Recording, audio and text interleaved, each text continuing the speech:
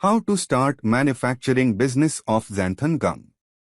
Beginning a manufacturing business for xanthan gum entails identifying the market demand, creating the infrastructure needed, and finding the right equipment.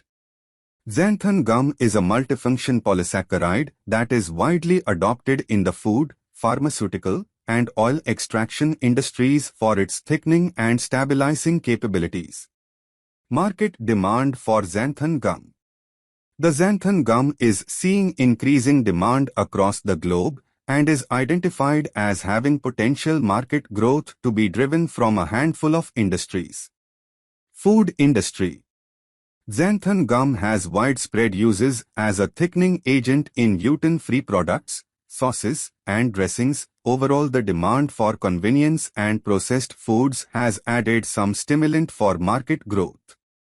Pharmaceuticals and personal care. Xanthan gum is being adapted in the manufacture of tablets and capsules for the pharmaceutical industry and personal care products such as lotions and creams due to its stabilizing properties. Oil and gas industry.